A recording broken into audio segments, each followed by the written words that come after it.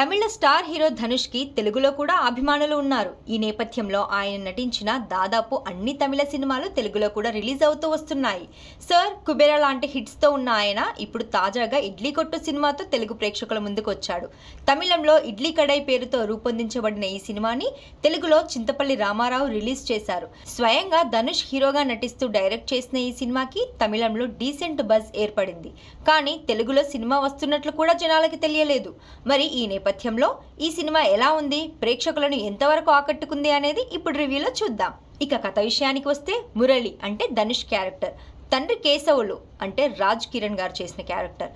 తండ్రి కేశవులు తన స్వగ్రామంలో ఒక ఇడ్లీ కొట్టు నడుపుతూ ఉంటాడు. తలుచుకుంటే పట్నానికి వెళ్ళి బాగా సంపాదించగలిగిన తన ఊరిని, తన వారిని వదిలి వెళ్ళలేక అదే ఊరిలో ఇడ్లీ కొట్టు నడుపుకుంటూ ఉంటాడు.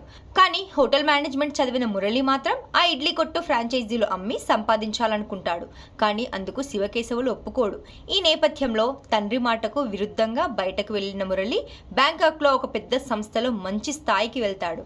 ఆ కంపెనీ ఓనర్ కుమార్తె అంటే శాలిని పాండే క్యారెక్టర్ మురళితో ప్రేమలో పడి పెళ్లికి కూడా సిద్ధమవుతుంది. మరి కొన్నాళ్లలో పెళ్లి అనుకుంటున్న సమయంలో మురళి తండ్రి కేశవులు మరణిస్తాడు.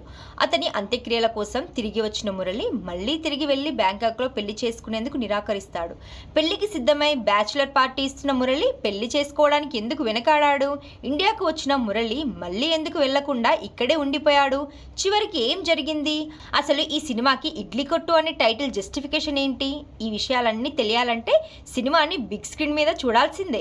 సినిమా ఓపెనింగ్ లోనే సూటిగా సుత్తి లేకుండా హీరో క్యారెక్టరైజేషన్ తో పాటు హీరో తండ్రికి ఇడ్లీ కొట్టు అంటే ఎంత ప్రేమ ఉందనేది సింపుల్ గా చెప్పేశారు. కథ నడుస్తున్న కొద్దీ ధనుష్ విదేశాల్లో సెటిల్ అవ్వడం, అక్కడ బాస్ కూతురుతో లవ్ ట్రాక్, పెళ్లి వంటివి ఆసక్తికరంగా అనిపిస్తాయి. అయితే ఒక పక్క ఆసక్తి కలిగిస్తూనే మరో పక్క సినిమాలో ఏం జరగబోతుంది అనే విషయాన్ని ఈజీగా కనిపెట్టేలా రాసుకున్నారు. అది కొంత మైనస్ అనిపించే అంశం.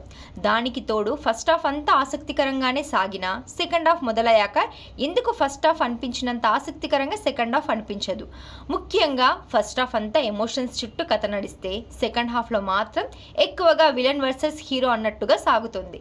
అయితే అక్కడ కూడా కొన్ని సీన్స్ ఆసక్తికరంగా అనిపించాయి. మొత్తంగా చూసుకుంటే ఈ సినిమా రియాలిటీకి ఏ మాత్రం దగ్గరగా అనిపించదు.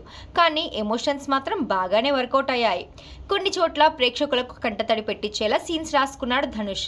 ఓవరాల్గా ఈ సినిమా అటు అద్భుతం అనలేము, అలా అని తీసి పారేయదగ్గ సినిమా కూడా కాదు.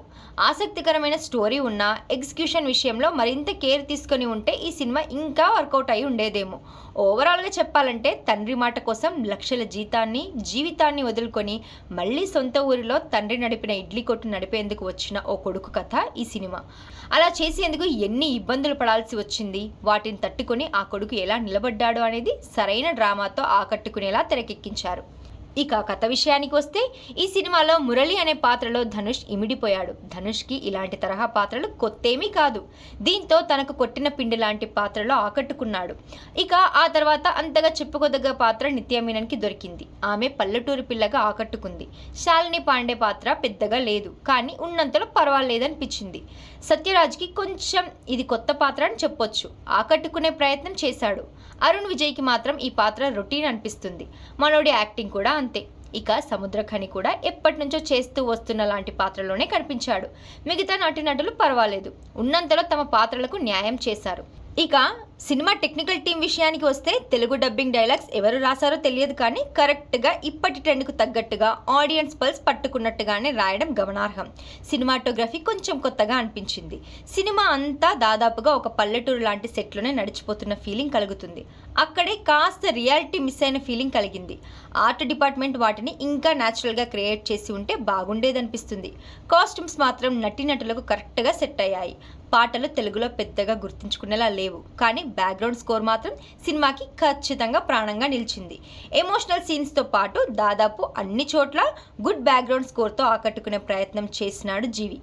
నిర్మాణ విలువలు సినిమా స్థాయికి తగ్గట్టున్నాయి. ఓవరాల్గా ఇడ్లీ కొట్టు ఓ ఆలోచింపజేసే ప్రయత్నం చేశారు.